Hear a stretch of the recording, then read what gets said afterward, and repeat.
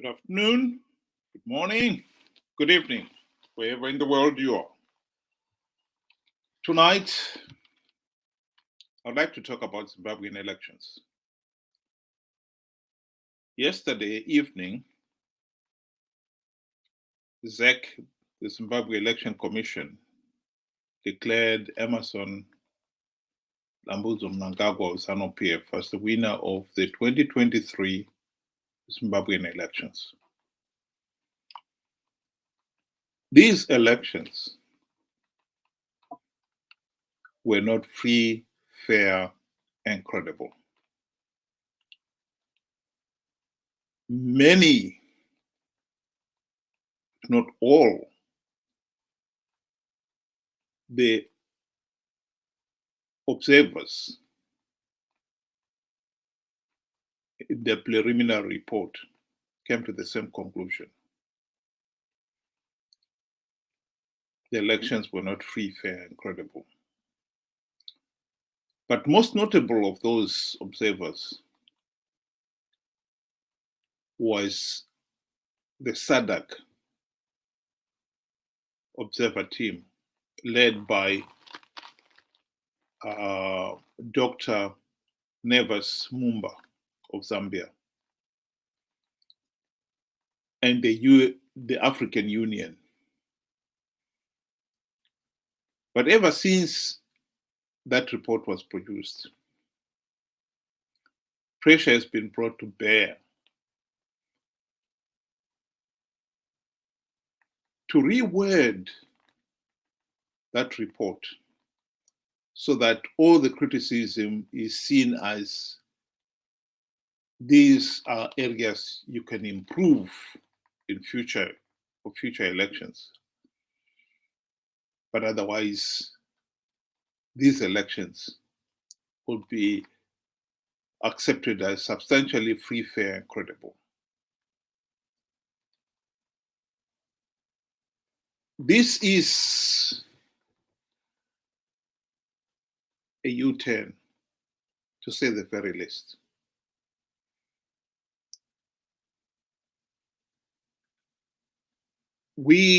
Are we surprised? No, the answer is no. We are not surprised. The truth of the matter is, countries like South Africa had already said far back in November last year that they were not going to allow regime change in Zimbabwe. South Africa is led by the African National Congress, ANC. And for the last 30 years, the party has led that country. It has been the party of government in South Africa. It is no secret that South Africa's economy is in a bad state. South Africa is well on its way to become yet another failed African state. Zimbabwe, we have already long achieved that. We are a failed state.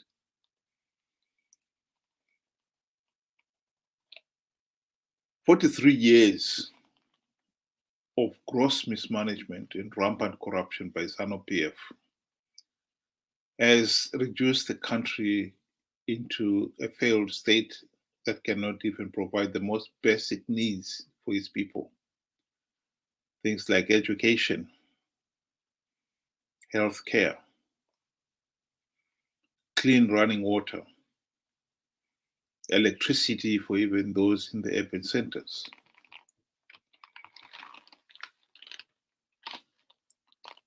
I think at one time SADC wanted to see Zimbabwe change, particularly after the 2008 elections.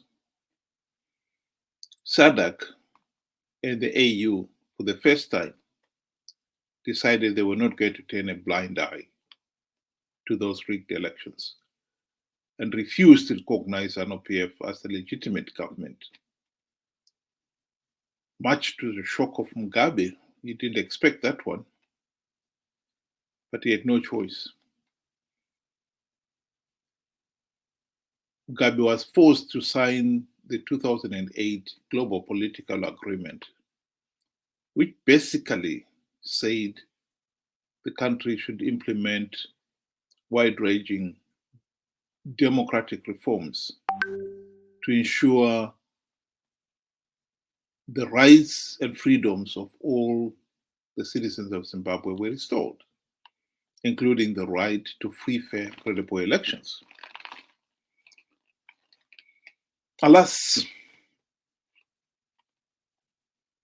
the partner in the GNU were expected to implement the reforms. The MDC, led by Morgan Tsvangirai, took their eyes off the ball. Mugabe bribed them with the trappings of high office, and they forgot about the reforms completely. So for the next 5 years of the GNU, not even one token reform was implemented. So towards the end of the GNU, as the country headed for the next election in 2013, SADC leaders realized that no meaningful reform had been implemented.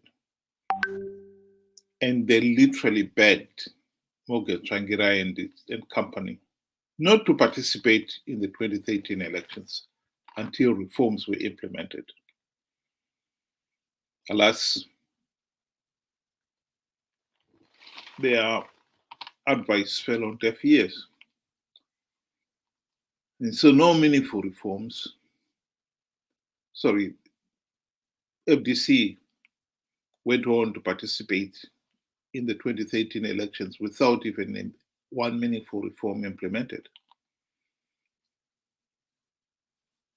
This brings us back to what I've said on this program again and again, the problem of greed.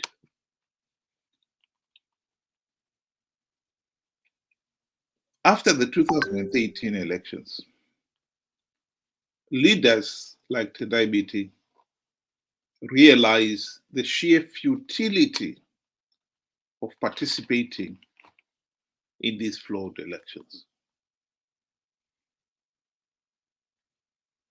And he was absolutely adamant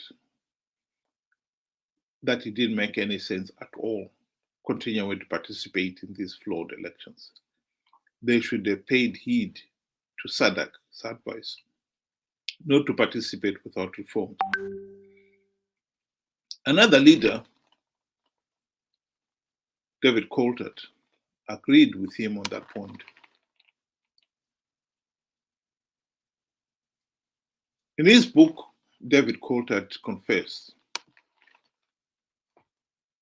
that the 2018 electoral process was so flawed, so illegal, that the only logical step was to withdraw, which would have compelled SADC to hold ZANU-PF to account. But such was the distrust between the MDCT, led by Morgan Tsvangirai, and MDCN, led by Welshman Ngube, that neither would withdraw for fear the other one would participate and go on to win the few seats that they all knew ZANU-PF was offering as bait. In other words, greed ruled the roost. Zimbabwe is stuck in this meaningless political situation, absolutely meaningless, because of opposition greed. They failed to implement reforms even when they had the golden chance to do so during the GNU, and they've continued to participate in flawed elections, knowing fully well that the process is so flawed, they cannot change the result, and worse still, that by participating, they are only giving ZANU-PF legitimacy. But they've continued to participate out of greed. Chamisa and company participated in these elections, the 2023 elections, out of greed. It is shocking that some people, even now with the benefit of hindsight, will argue that Chamisa and company participated in these 2023 elections and they were doing the country a favor. What favor? They're not doing the country any favors. They participated out of greed. It's ironic, in fact, that SADC election observer team noted that one of the reasons why these elections failed to meet the standards was because ZEC had failed to produce a verified voters roll. Chamisa and company knew, and they were told repeatedly, that ZEC was not producing the verified voters roll, and that it is absolutely meaningless to participate in an election when we do not have even something as basic as a verified voters roll. And yet, they were willing to participate.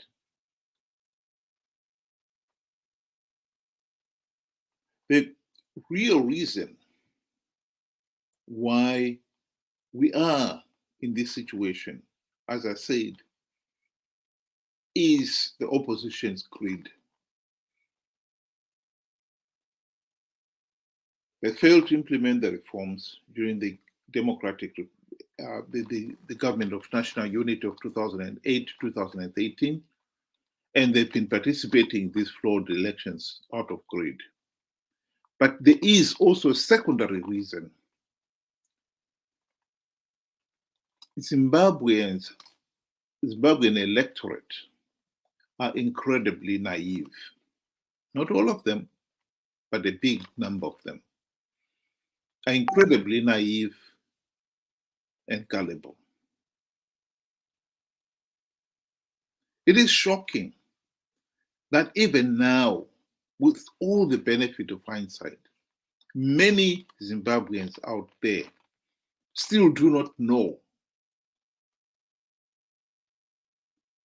what democratic reforms were all about. They've been risking their lives and limbs and livelihoods to vote the opposition, MDC, now CCC, into power on the understanding that they'll implement reforms. And yet they don't, most of those people don't even know what those reforms are, much less how they were to be implemented. And so it is not surprising that most of those people cannot blame MDC / CCC for selling out on failing to implement reforms, for selling out by participating in these flawed elections, because they don't know, they have no clue what the reforms are. How can you blame somebody for something that you don't yourself know? And this has allowed MDC to continue this charade. If MDC, CCC were honest enough to say these elections are so flawed and so illegal, the only logical thing to do is not to participate, ZANU-PF would be forced to accept that reality. SADC would be forced to accept that reality. As it so happened, SADC in this particular case tried to push that agenda. But I can tell you now that the pressure has been brought to bear by other SADC members, notably South Africa, who have got their own agenda in this.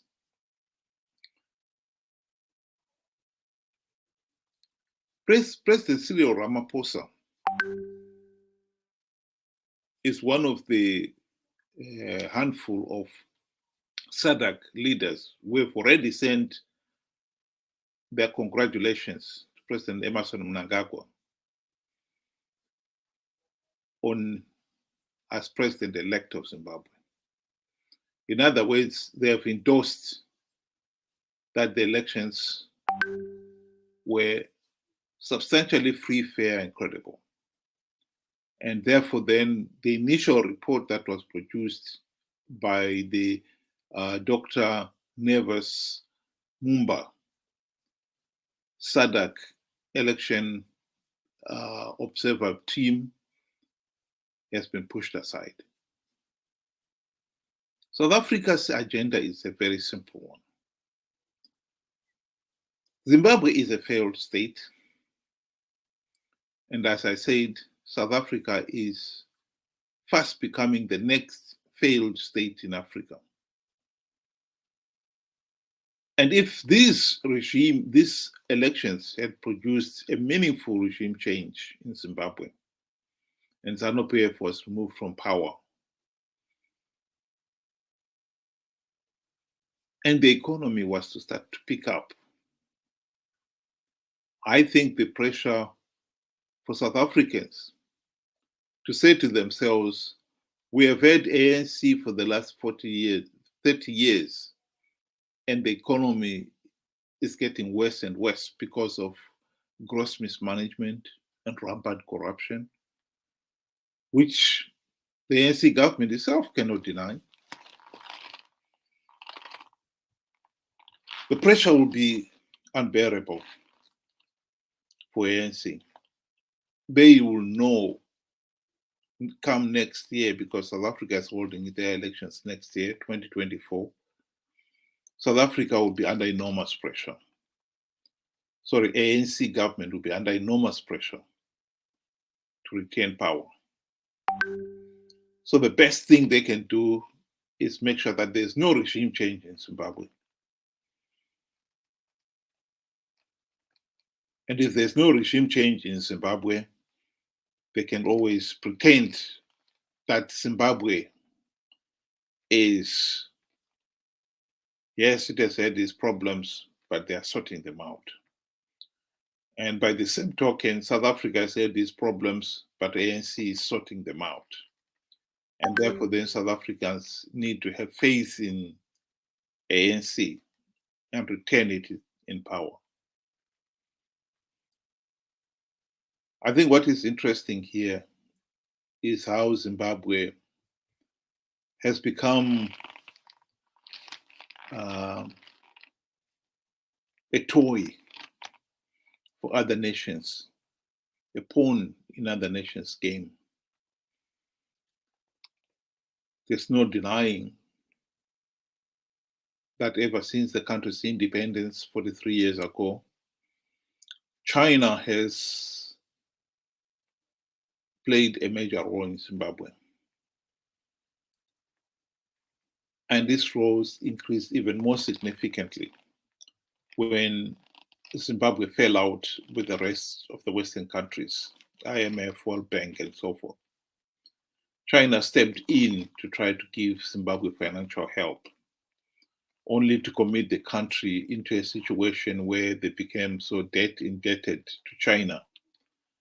They are now a slave.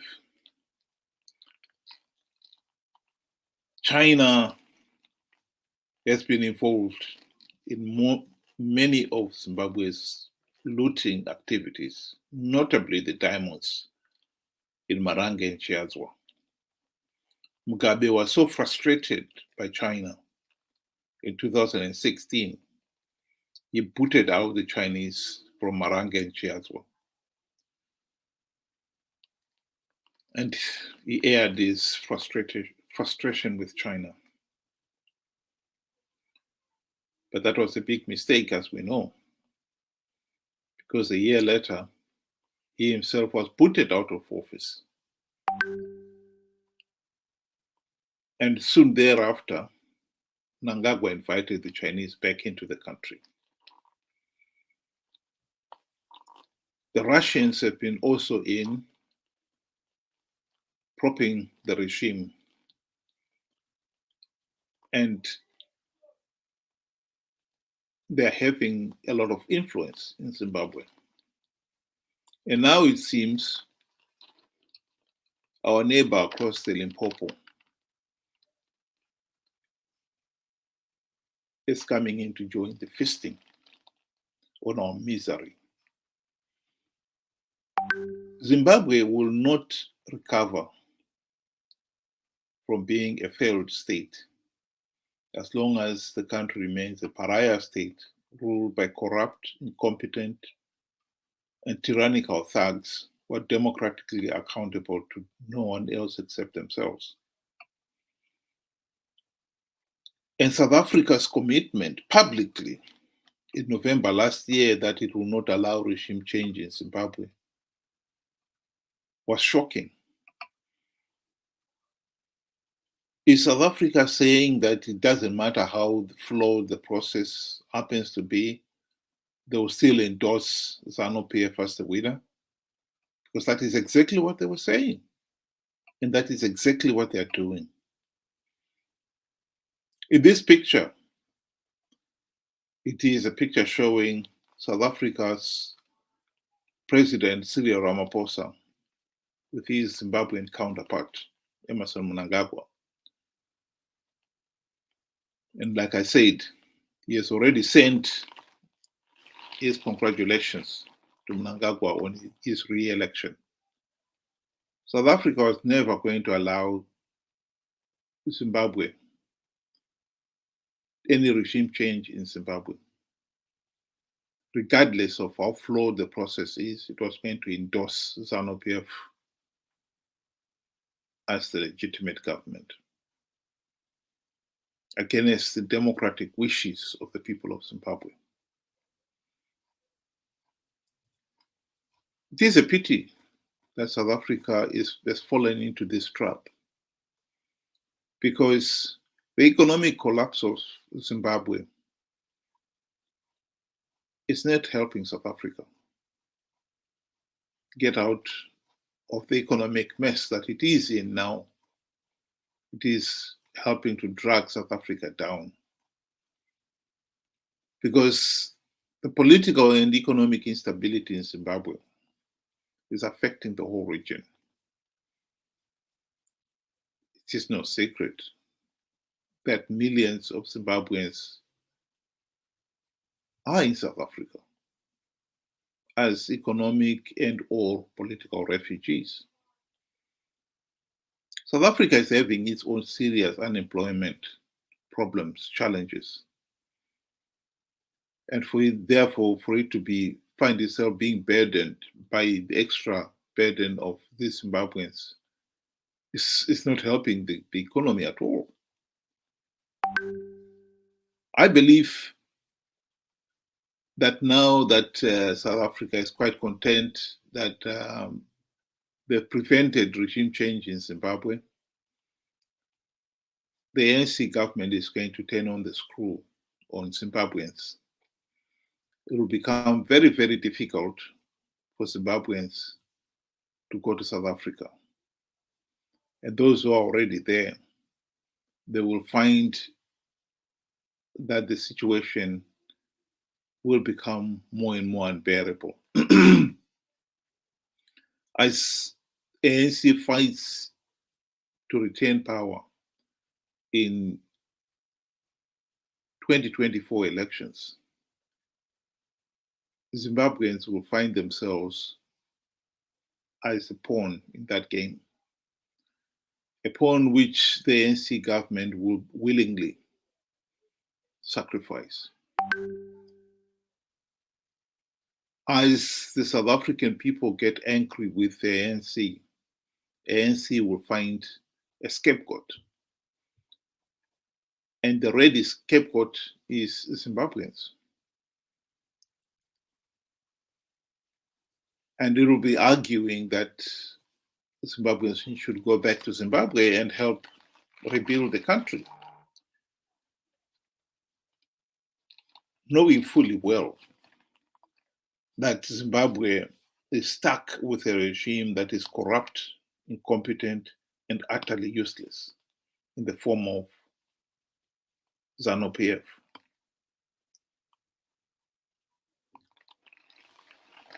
We have got a situation where we are totally helpless. But again, I would like to revert to my original argument. The reason why we are in this mess, yes, in the first instance, ZANU-PF corrupt and incompetence and vote rigging to stay in power. And number two, the opposition selling out, failing to implement democratic reforms even when they had the golden chance to do so, and participating in flawed elections out of greed. Number three, we ourselves have become incredibly naive and incompetent and ignorant. It is unbelievable that so many Zimbabweans have been conned to participate in these elections because they believed Chamisa's claim that CCC could win rigged elections. Even after 43 years of ZANU-PF rigging the elections. We should not look to ZANU-PF for a solution. ZANU-PF is happy with its status quo. And we should not look to CCC for a solution. CCC, for all their blasts about ZANU-PF rigging the elections and so forth, CCC are happy with the status quo. As long as they have a share of the spoils of power, Chamisa will keep on participating in these flawed elections. That is a political reality. Chamisa and company have been running with the povo hair during the day and hunting with the ZANU-PF hounds at night. The way out of this mess is for the ordinary people to open their eyes and realize that the present situation is unsustainable and insane. It is for the ordinary people to wake up to that reality and to demand change. It is for the ordinary people, ordinary Zimbabweans, to wake up to the reality that ZANU-PF and CCC are partners.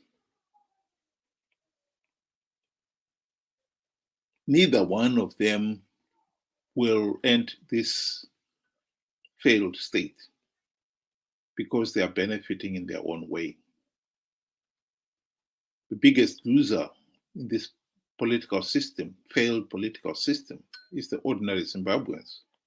And it is for them to open their eyes and demand democratic reforms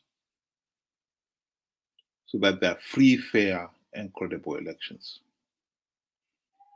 It beggars belief that not only the rural people, but even the so-called intellectuals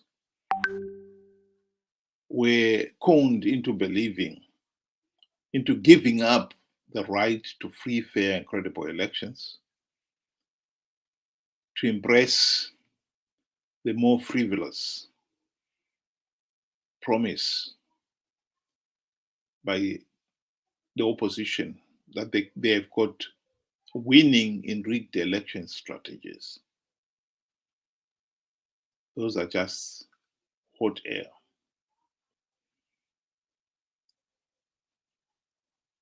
CCC are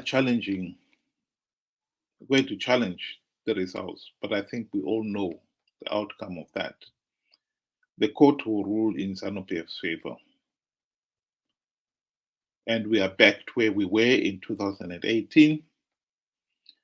And Triple C will continue making a lot of noise. And come 2028, it will be a repeat of the same situation. Triple C will be coming up with, this time change is definitely going to happen. We have allowed Mnangagwa and Mugabe to rig elections for far too long. This time we're going to stop them. And we go through the same thing all over again. It is for the people to realize that this is the game that Triple C is playing. And they should have never participated in these elections. Because by participating, they gave the process legitimacy. Some people may be tempted to go on the street to protest the rigged elections. I would not advise it. Because you do not give somebody legitimacy with one hand and then try to wrestle it away from him through street protests. Street protests are meant for people to air their grievances.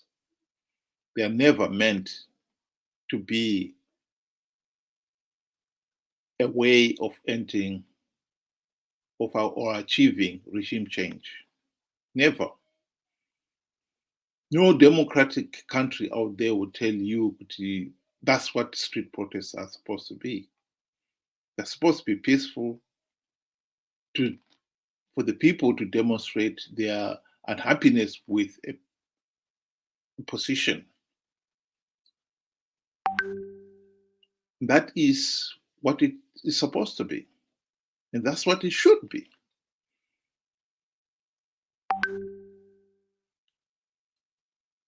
What people should understand here is that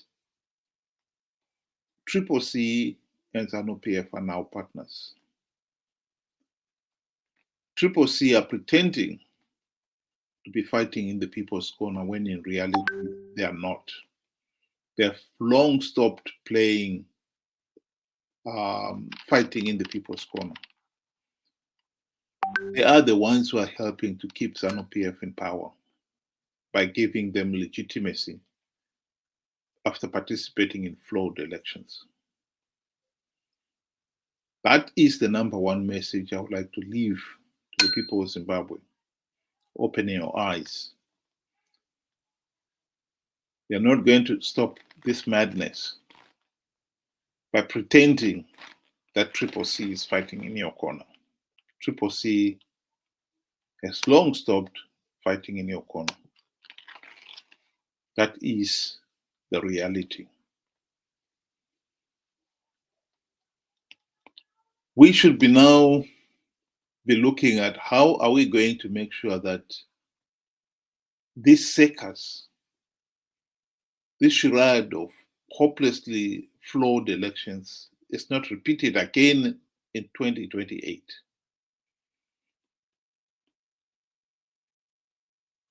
That is going to be our next challenge. And the challenge we should start taking up right away. Because nobody is going to fight it for us. We are our own worst enemy by failing to realize what has been clearly evident, self-evident, all along. Triple C participated in these elections, knowing that the result is already predetermined. Knowing that by participating, they give the process legitimacy. But they participated regardless, out of greed, because they also knew that ZANU-PF was giving away a number of gravy train seats to entice the opposition to participate.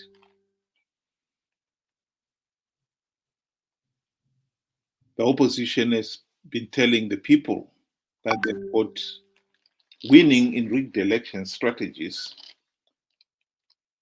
only to con them into believing that they had, and to hide the real reason for participating or greed. We need to wake up to that reality now.